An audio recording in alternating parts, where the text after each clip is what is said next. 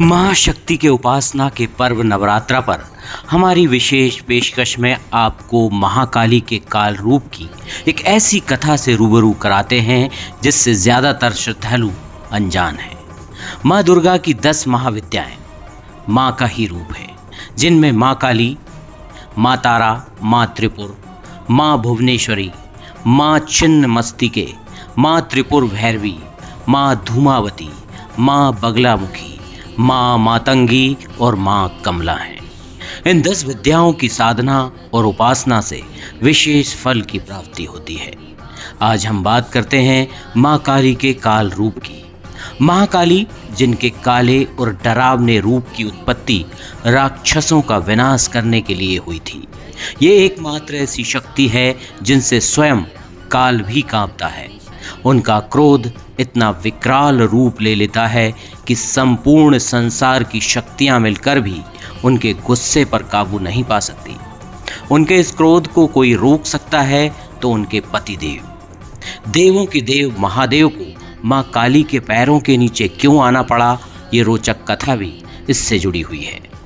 शास्त्रों के मुताबिक रक्तबीज नाम के एक राक्षस ने शिव की घोर तपस्या की और भोलेनाथ से अमरता का वरदान पा लिया। उसे ये वरदान था कि जहाँ भी उसके खून की एक बूंद गिरेगी वहीं नया दैत्य पैदा हो जाएगा। लेकिन उसने शक्ति का दुरुपयोग करना प्रारंभ कर दिया।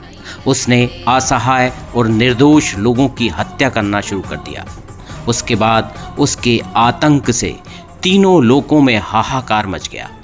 देवता परेशान हो गए, उससे युद्ध किया, लेकिन रक्तबीज के सामने वे टिक नहीं पाए।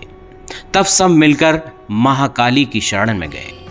माँ ने उनकी विनती स्वीकार कर ली और महाकाली ने एक एक कर राक्षसों का वध कर दिया। लेकिन रक्तबीज के खून की एक भी बूंद धरती पर गिरती तो उससे अनेक दानवों का जन्म हो जाता, जिससे युद्ध भूमि में जितने दैत्य कम होते उससे कहीं ज्यादा नए राक्षस पैदा हो जाते। तब माँ ने अपनी जिह्वा का विस्तार किया, दानवों का एक भी बूंद खून धरती पर नहीं गिरने दिया। माता का काल रूप लाशों के ढेर लगाता गया और वो उनका खून पीती गई। इस तरह महाकाली ने रक्तबीज का वध कर दिया।